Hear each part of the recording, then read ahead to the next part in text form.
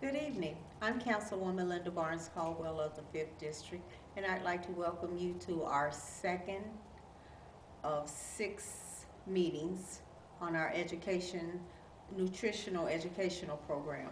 Our special guest for the next few weeks will be Beth Knoll, Beth Noel of Purdue Nutrition Education Program.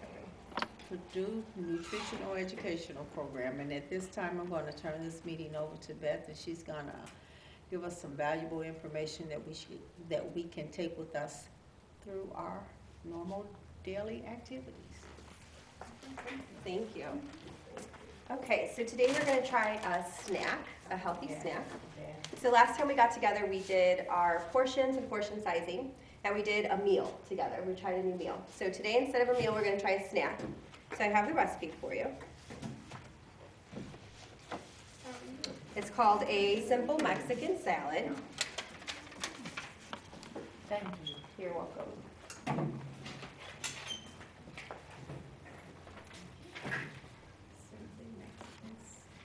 You know what this is? Okay. All right, so this one's pretty easy to put together. Let me get my hair back. Nobody wants to eat hair.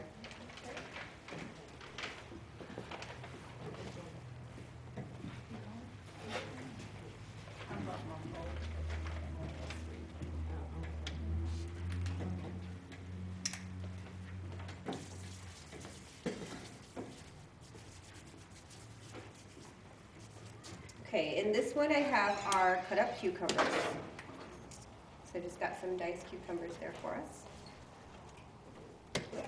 And in this one I have diced orange. Okay, so we're going to combine the two.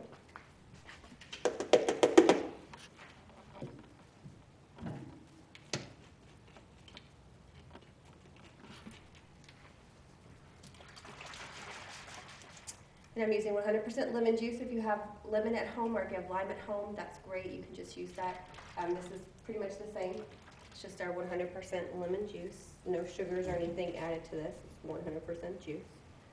We're going to add just a little bit in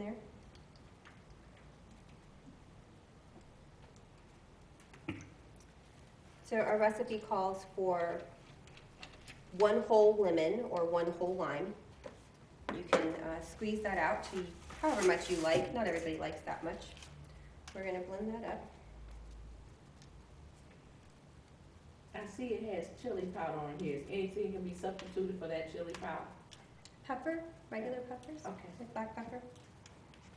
If you wanted to try like red chili flakes instead, you could try that as well. Are you not a fan of the chili powder? No, I just don't. I'm thinking about it. I have all the ingredients except that chili powder. Except the chili powder. Okay, so that is what I have here is our chili powder. This is one of our dollar ingredients.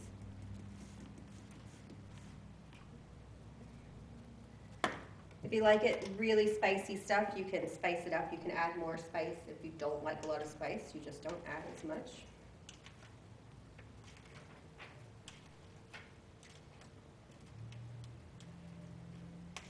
Oh, I like the information you put on the back.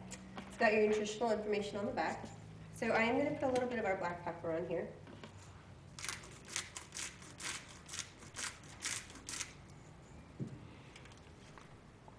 Because we're trying to stay really low on our salt. You could add salt if you want to, or you don't have to if you're trying to be really careful with your sodium intake. But I'm going to give it just a couple. Not too much. I don't want to add too much in there.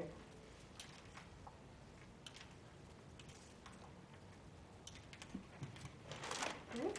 And we'll give it a try, see what we think.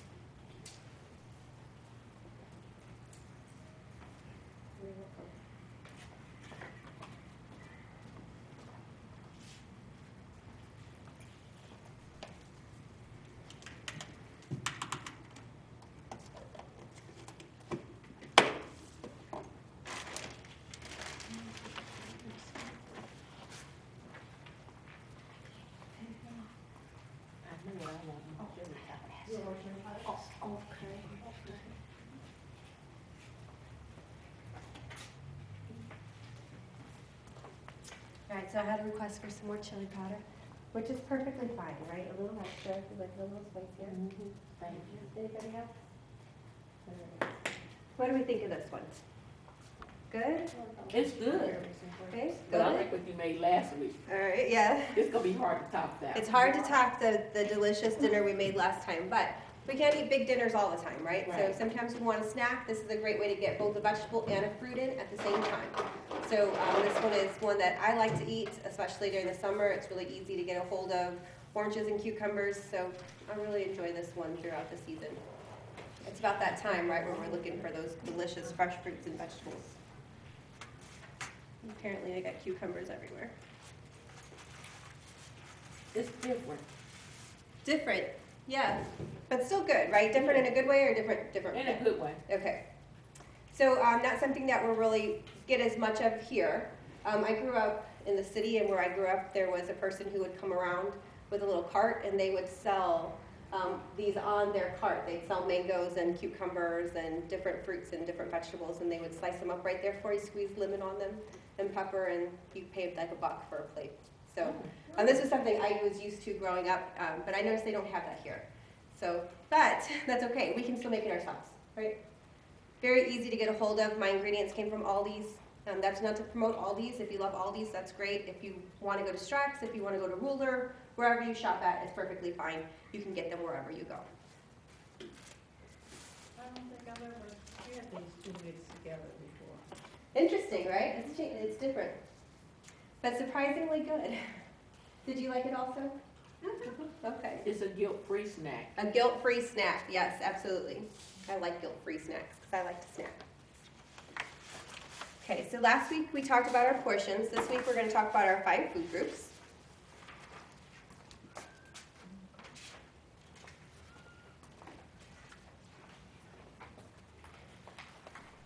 Thank you. You're welcome. You're welcome. If anybody would like more, I'm going to set this over on the side, and if anybody would like more, please feel free. There's also some grapes and some strawberries up there as well. All right, so we're going to get right into talking about our food groups. Any questions about from last week or anything that came up over the week while we were thinking about our portions and portion sizing that might have come up this and wanted to answer those questions this time? Did we do okay with that? Did we think about it at all? Yeah, I thought about the deck of cards. Okay, awesome. Thinking about what that represented when you went to eat your own food? Okay, was it difficult? No, No? 'cause I'm a card player. So you definitely know what that deck of cards looks like then, for sure, I right? thought about the salsa, the smaller The plate plate portion, sizing? yeah. Okay. And how when you're somewhere, the people notice you got all that food on their little plate. Uh-huh. Yes. Because I was there and I looked at some people's, I observed people's plates. I was like, oh wow, they really piled that up. We noticed, right? It makes a difference. So being mindful about what we put on our plate and how much is on there. Awesome. Well, I'm glad that it kind of stuck and that we were able to use that information. So this time we're going to start talking about, now we know what the sizes look like. Like our fist was a cup, right? The palm of our hand, that was about 3 ounces. And if we make a cup with our hand, that was about 1 ounce. So we kind of went over those last time. So when we look at these, they are by ounces or by cups. And these are our 5 food groups. And the first one I want to talk about is our grains group. So when we look at our grains group, what kind of grains do we like to eat? Well, I do the multi-grain bread. Okay, so breads. Okay. Anybody else got a grain they like? Oatmeal. Oatmeal? Yeah. I like oatmeal too, but I hate grits. Not a grits fan? No? I had to eat it all the time as a kid. Oh, Oh, I Yeah. love grits. love grits. Okay. All right. What about pasta? Anybody like pasta? A little bit. Pancakes? Biscuits? Yeah, yeah, my daughter's a big pancake and biscuit person. Okay. Yeah. Cereals? Yeah. Yeah. Okay. What about hamburger buns and hot dog buns? Those are going to fall into our grains group, right? We Wheat, you like the wheat better? Okay. So there's lots of types of grains that we like to eat.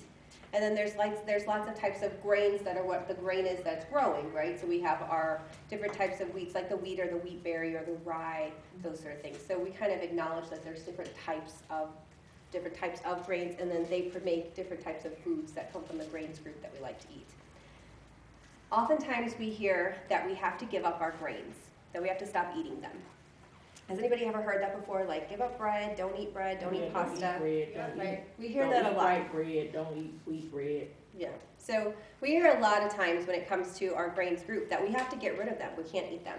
But actually our body prefers grains as its energy source. So if we want to have a good energy, we're going to have to eat some of those grains. The problem is that we tend to overeat our grains group. We tend to eat too much of them. So it's not that we can't have them, it's that we have to have them in the right portion. And that's why we started last week with that portion understanding and portion control. So that this week we could kind of say, we're going to try and stick to our portions. So with our grains group, the amount of grains that we're allowed each day is 6 ounces. So if you're like, well, what are 6 ounces? Right underneath of your sheet where it says grains, it lists what an ounce will look like. So 1 ounce would be the same as a slice of bread. Half of your hamburger bun would be 1 ounce. So the whole bun, or the whole English muffin, or the whole hot dog bun, that's going to be 2 ounces. A half of a cup of your cooked grains. So cooked pasta, cooked grits, cooked oatmeal, cooked rice. Half of a cup, that is 1 ounce.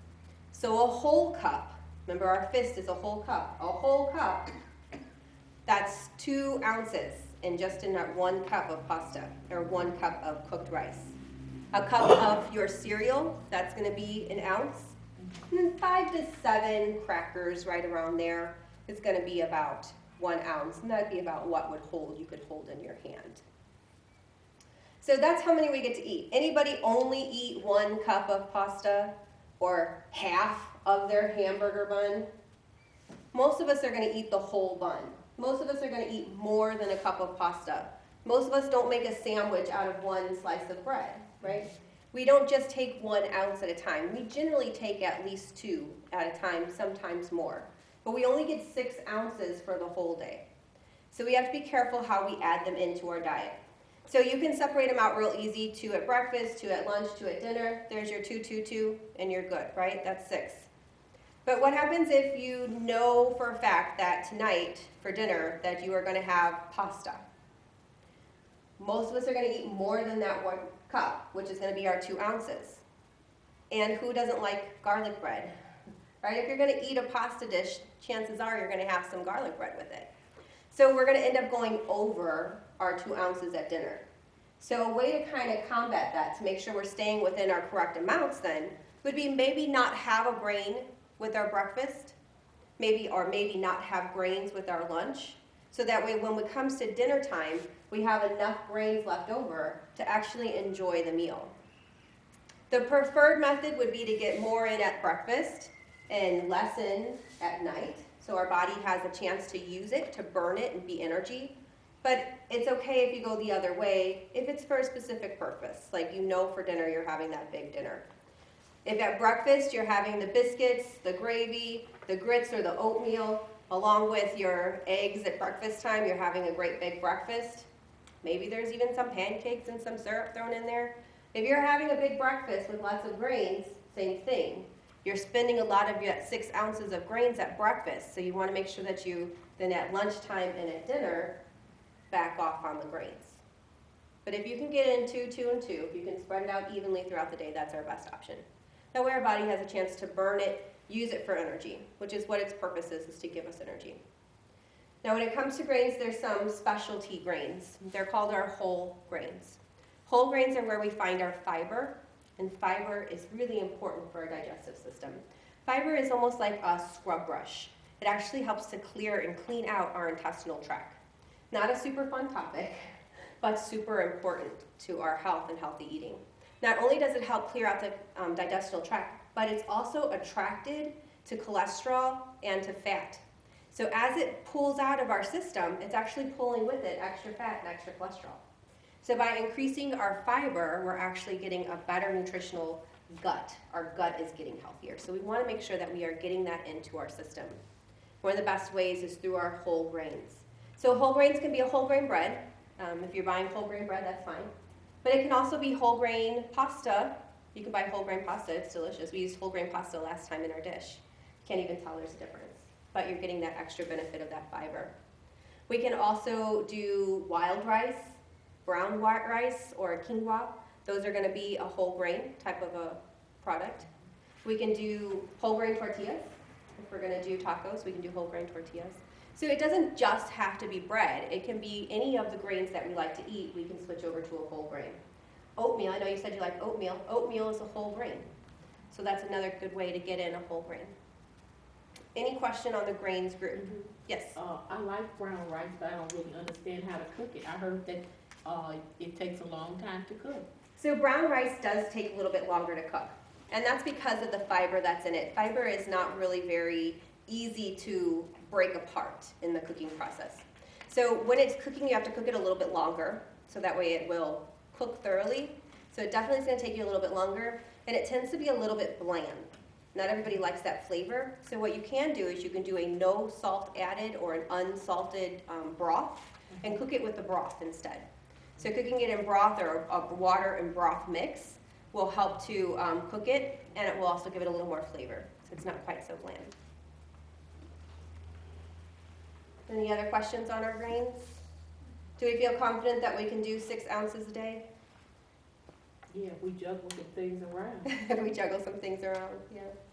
So it's not always easy. 6 ounces is hard to do, but we can do it with some thought, being mindful. Again, just like with our portions and our sizes, if we're being mindful, we can get it in. 6 ounces a day, and half of those should be a whole grain. The next one is our fruit group. So any fruit eaters trying to get those fruits in? I'm with you. I try to get my fruit in. I'm not a huge fruit person. Anybody else? I try. Trying, okay. So fruits are pretty relatively easy to get in if we think about them. But the problem is that we don't always think about them, and then when we do think about them, it's usually one that we really like. So there are some that I really love. I love watermelon, I love cherries, those are like my favorite. So if those are in the house, I'm gonna eat them. If there's apples at the house, they might get eaten. I'm gonna try, just like you said, I'm gonna try to remember to eat them. But our fruit is really important. Fruit is where we're gonna find a lot of vitamins and a lot of nutrients. We need to get those vitamins, those minerals, those nutrients into our system to keep our body healthy. And one of the things that it does is it really is healthy for our skin. It helps keep our skin healthy, our eyes healthy. It helps keep our internal organs functioning the way they should. All those different vitamins and nutrients are so important for us. And we have 13 different vitamins that we need to get into our body every day. So if we eat the same fruit over and over and over again, all we're ever going to get is what we can from that one fruit. So if I was to say, what's a fruit where you can get vitamin C, what would we think of? Orange. An orange, right? Mm-hmm. So we kind of have an idea that that orange color represents some vitamin C. But if all I ever eat is an orange, then that's really the only vitamin I'm getting, right? I'm going to get other ones. There's other ones in there, but we know that one. So it's important that we think about different fruit, different colors. So if I eat an orange, then I also need to eat, maybe for that day, I need to eat some strawberries. The red versus the orange, right? Yellow from our bananas, green from our grapes. Different colored fruit is going to represent for us on our plate different vitamins and nutrients.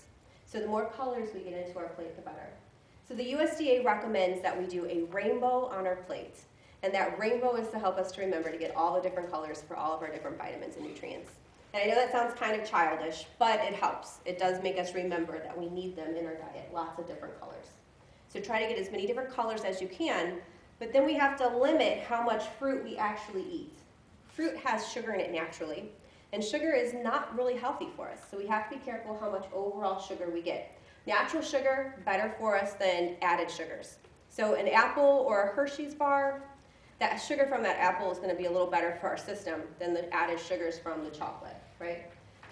Not dissing on those chocolate bars, they're delicious, right? So every once in a while, that's okay. But we have to think about all the sugar we get in all day long. So we want to make sure we're thinking about how much fruit. We need 2 cups of fruit every day. 1 apple or 1 banana or 1 orange or 1 grapefruit, they're going to be about the size of our fist. That's going to equal 1 cup. So no matter how you get your fruit in, whether it's dried fruit, fresh fruit, frozen fruit, canned fruit, fruit that you drink, 100% fruit juice, however you're getting your fruit in is okay. You just want to make sure that you are getting it into your system and that we're staying within our 2-cup limit. So if you're doing fruit juice, 100% fruit juice, no sugar added, 8 ounces or 1 cup is equivalent to a cup. If you're doing dried fruit, however, we're going to look under there. It says dried fruit, half of a cup is equal to 1 cup serving for our fruit. So if I'm doing raisins